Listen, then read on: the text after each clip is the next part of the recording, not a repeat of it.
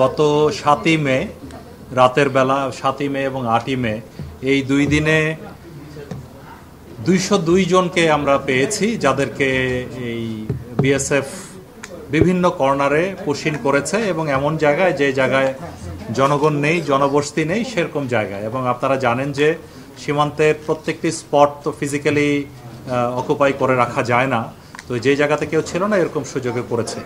এই ২০২ জনের মধ্যে আমরা পরে আমাদের মাননীয় উপদেষ্টার নেতৃত্বে আমরা আমাদের মন্ত্রণালয়ে মিটিং করে তারপরে সিদ্ধান্ত নিয়ে তাদেরকে পুলিশের মাধ্যমে, এসবির মাধ্যমে ভেরিফিকেশন করে যাদেরকে বাংলাদেশি পেয়েছি। অ্যাকচুয়ালি এরা গত ২-৩ বছর থেকে শুরু করে অতীতে ২০-২৫ বছর আগে বিভিন্ন সময় নানান কাজে ভারতে গিয়েছিল। তবে তাদের মধ্যে তাদের সন্তানাদিও আছে যারা অনেক আগে গিয়েছিল। এইসব সন্তানাদি কিন্তু তারা ভারতের আধার কার্ড বা অন্যান্য ডকুমেন্টস পেয়েছিল, বাট পুলিশ বা বিএসএফ তাদের এগুলো রেখে দিয়ে তারপরে এই পুশিং করেছে। তো যাই হোক, এরপরে যাদেরকে বাংলাদেশি পাওয়া গেছে তাদেরকে প্রশাসনের মাধ্যমে তাদের নিজ নিজ এলাকায় প্রত্যাবর্তনের বিষয়টি প্রক্রিয়াধীন আছে। আবার এর মধ্যে ৩৯ জন রোহিঙ্গা পাওয়া গেছে। এই রোহিঙ্গা যারা আমাদের এফডিএমএন ক্যাম্পে বিভিন্ন সময় রেজিস্টার্ড ছিল, কোনোভাবে ওরা পালিয়েছে ওদিকে, তো তাদেরকে আমরা ওই এফডিএমএন ক্যাম্পে আমাদের RRRC আর UNHCR এর মাধ্যমে তাদেরকে ক্যাম্পে ফেরত পাঠিয়েছি।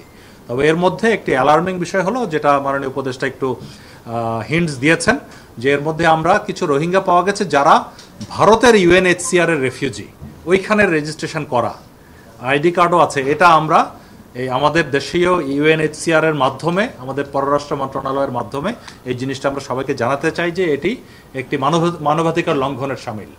যেই দেশের রেফিউজি সেখানেই তো ওখানে রাখা দরকার ছিল, যে তাদেরকে আমাদের আইডি কার্ড আছে না? হ্যাঁ, আইডি কার্ড আছে, এবং আইডি কার্ডটা আমি আপনাদেরকে একটু, আপনারা যদি ক্লোজলি কেউ ছবি তুলেন এটা দেখতে পারেন যে এখানে আমরা 5 জন পেয়েছি। হ্যাঁ, একটা দেখাচ্ছি আমি, এই 5 জনের একটা দেখাচ্ছি এখানে। এই যে তার UNHCR, আপনারা ক্লোজ করলে, জুম ইন করলে দেখতে পাবেন UNHCR IN মানে ইন্ডিয়া, হ্যাঁ, সেখানে রেজিস্ট্রেশন করা। তো এই 5 জনকেও আমরা, যেখানে এই 5টা আছে, আমরা এই বিষয়ে অভিযোগ দায়ের করছি। আচ্ছা, আর পুরো বিষয়টিতেও আমরা আমাদের UNHCR এ বলেছি, আর আমাদের RRRC যেখানে রোহিঙ্গাদের রেজিস্ট্রেশন হয় তাদের মাধ্যমে, এবং পররাষ্ট্র মন্ত্রণালয়ের মাধ্যমেও আমরা এটা প্রসেস করব। আর পুরো বিষয়টি তো আমরা বিএসএফ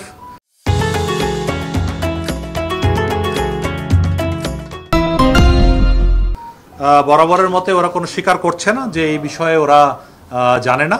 এটা হয়তো তারা নিজেই চলে গিয়েছিল ভারতে, ওরা আবার নিজেই প্রত্যাবর্তন করেছে, এই ধরনের বলার চেষ্টা করছে। এটা আমরা মানছি না। আমরা ফ্ল্যাগ মিটিং করে প্রতিবাদ লিপি দিয়েছি, এবং একই সাথে আমরা আমাদের পররাষ্ট্র মন্ত্রণালয়েও করেসপন্ডেন্স করে এই বিষয়ে ভারতীয় পররাষ্ট্র মন্ত্রণালয়ের সাথে যোগাযোগ করার কথা বলছি।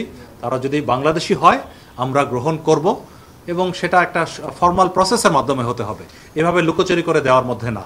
আর সেই সাথে আমরা জানতে পেরেছি যে খাগড়াছড়ি এলাকায় মূলত আরও প্রায় 200 থেকে 300 জনের মতো এই ধরনের শরণার্থী ওপারে আছে, যাদেরকে বিএসএফ পুশব্যাক করে দেওয়ার চেষ্টা করছিল।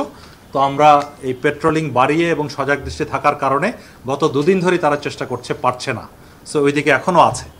আর ইতিমধ্যে আবার ওইদিকে গ্রাউন্ডে না পেরে আপনার সুন্দরবনের এদিক দিয়ে একটি রিমোট একটি চর, মান্দারবাড়িয়া একটি চর আছে, সেখানে ওরা কোনো একটা ভারতীয় কোনো জাহাজের মাধ্যমে এসে আমাদের আরও 78 জনকে ওখানে ফেলে গেছে, যেটা কোস্টগার্ড তাদেরকে উদ্ধার করে, সেটা কোস্টগার্ডের এলাকা, উদ্ধার করে তাদেরকে নিজ এলাকায় পাঠানোর বিষয়টি প্রক্রিয়াধীন আছে।